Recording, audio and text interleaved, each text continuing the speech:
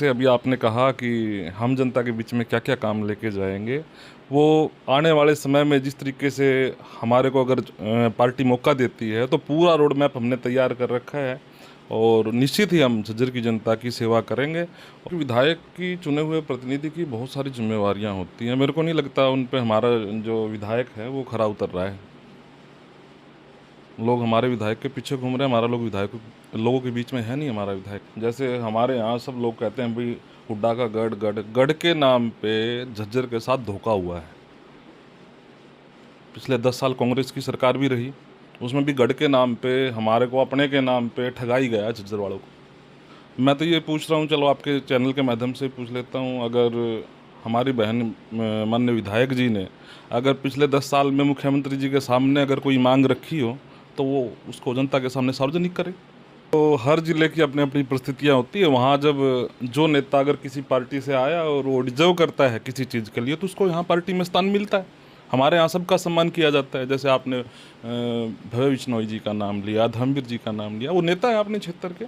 जैसे ही भारतीय जनता पार्टी की अगर यहाँ सीट भारतीय जनता पार्टी की निकलती है और विधायक यहाँ भारतीय जनता पार्टी का बनता है और हमारे को मौका मिलता है तो हम सभी वार्डों का और ग्राम स्तर का शहर की तर्ज पे विकास करने का काम करेंगे, गांव के अंदर भी। और मेरे को ऐसा लगता है कि कार्यकर्ताओं के लिए भारतीय जनता पार्टी से बेहतर कोई ऑप्शन नहीं है। जहां मेरे जैसे एक छोटे से कार्यकर्ता को भी प्रदेश प्रवक्ता जैसी जिम्मेवारी पार्टी ने सौंपने का काम किया है। तो लोकतंत्र की ये बड़ी खूबसूरती है, हमारी पार्टी में कोई भी साथी टिकट मांग सकता है। क्या बुराई है टिकट मांगने में? हमारा कार्यकर्ता है तो टिकट मांगेगा ही। हरियाणा टॉप देख रहे हैं सारे भाई ना, राम राम। मैं हूं आपका साथी प्रथम शर्मा और आप मेरे साथ देख रहे हैं हरियाणा टॉप।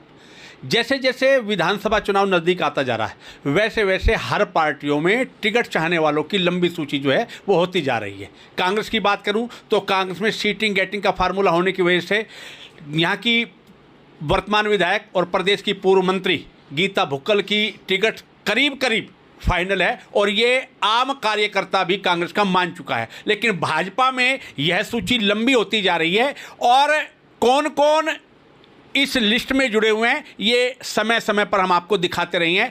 ऐसी ही सूची में भाजपा के नेता का एक नाम आया है, वो है भाजपा के प्रदेश प्रवक्ता हमारे विकास वाल्मीकि जी का, जो टिकट की इस सूची में शामिल हैं।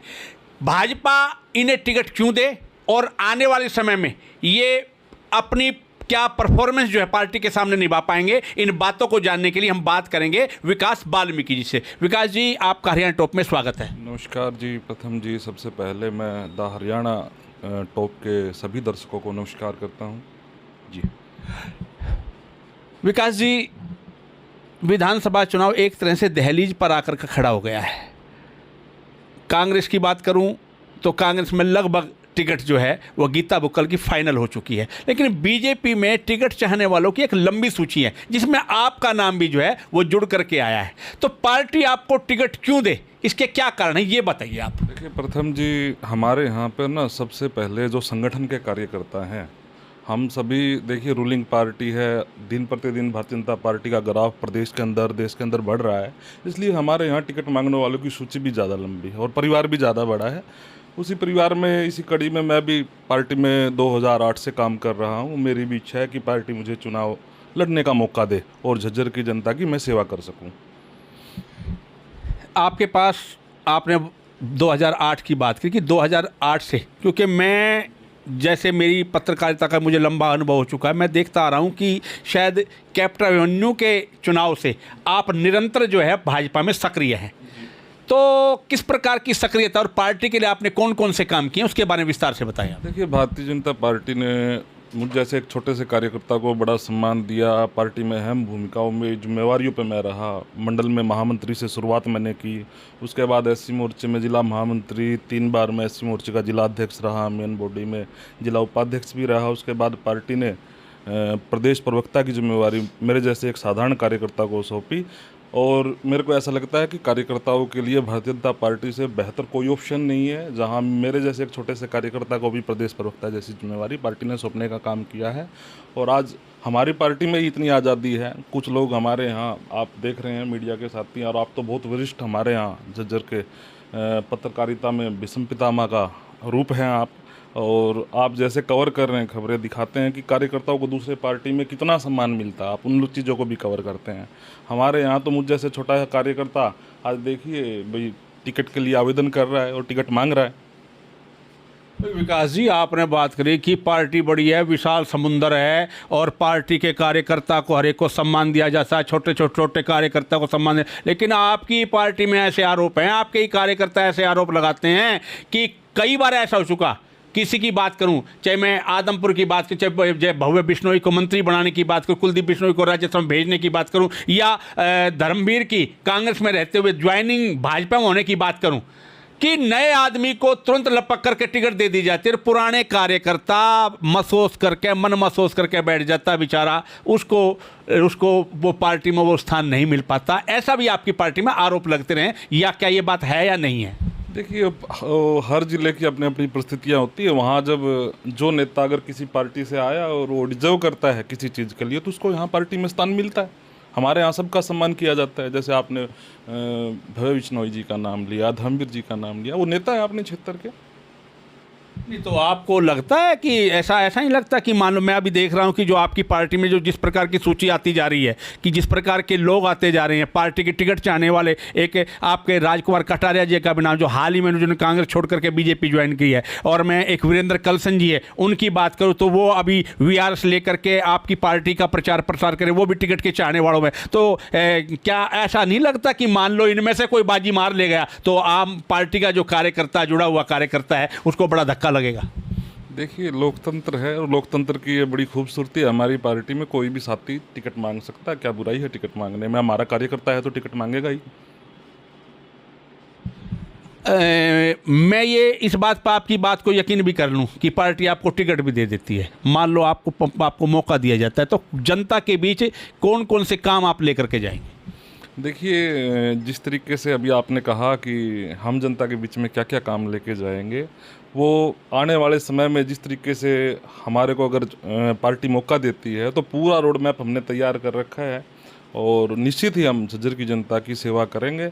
और जैसा कि पिछले काफ़ी दिनों से आपने कुछ नेताओं के नाम लिए, जो नेता हमारे यहाँ आ गया पार्टी के अंदर, जिसने भारतीय जनता पार्टी ज्वाइन कर ली, वो हर साथी टिकट मांग सकता है, यहाँ कोई बुराई नहीं है। यही हमारी पार्टी की खूबसूरती है कि कोई भी कार्यकर्ता आए वो यहाँ बड़ी खूबसूरती से टिकट मांग सकता है। आपने रोड मैप की बात, रोड मैप क्या है आपका, मास्टर प्लान क्या है आपका, जनता के बीच क्या मुद्दे लेकर के जाएंगे आपके, ये इस बारे में बताइए कि मैं जनता जानना चाहते क्या मुद्दे लेकर के जाएंगे? प्रथम जी लगातार यहाँ 3 बार से कांग्रेस का विधायक रहा है और शहर के हालात आप सब लोगों के सामने छिपे नहीं हैं आप लोगों से, शहर के हालात क्या है।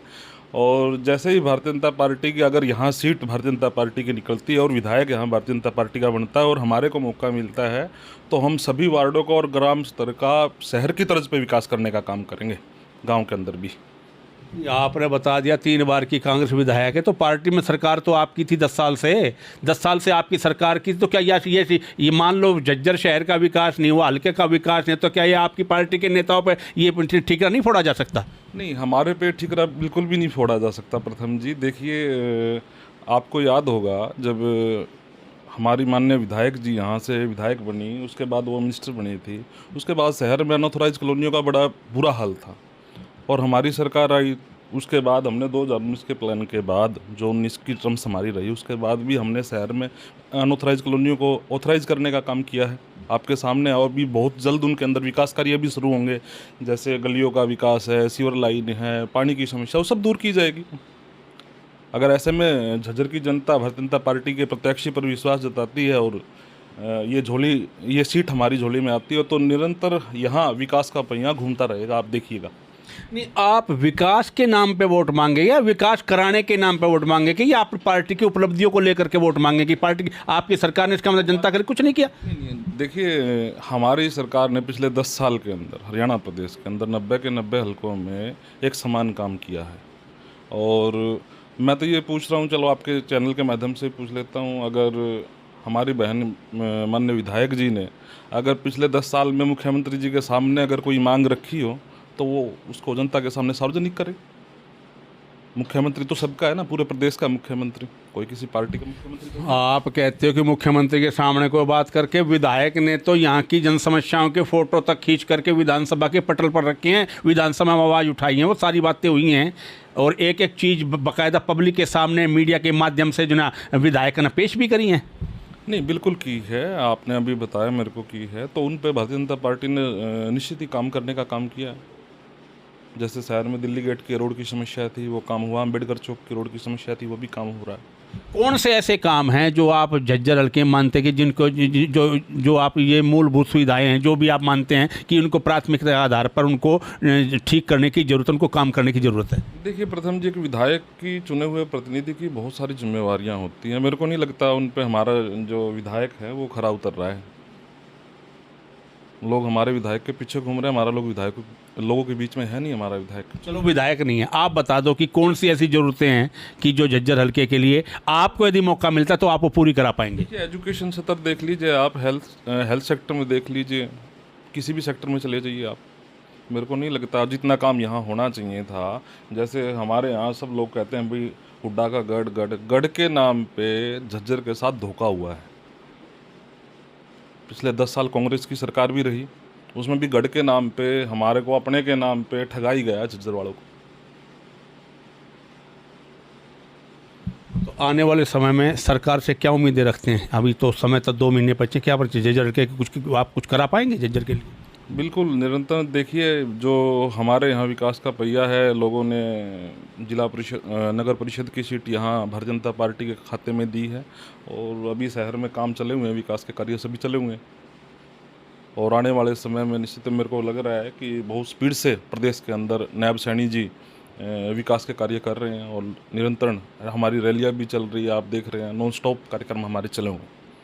तो ये थे विकास वाल्मीकि, भाजपा नेता हैं और भाजपा के प्रदेश प्रवक्ता हैं। इन्होंने स्पष्ट रूप से कहा कि मैंने विकास का एक रोड मैप तैयार कर रखा है। यदि पार्टी मुझे मौका देती है, जनता मुझे मौका देती है, तो उस रोड मैप पर काम किया जाएगा, मास्टर प्लान के तहत काम किया जाएगा। और उन्होंने सीधे रूप से झज्जर की विधायक पर पूरी तरह से हल्के की अनदेखी करने का आरोप लगाया है और कहा है कि यदि विधायिका चाहती तो यहाँ बेहतर तरीके से, बेशक सरकार भाजपा की थी, अच्छे ढंग से काम किए जा सकते थे, काम हो सकते थे। झज्जर से हरियाणा टॉप के लिए प्रथम शर्मा।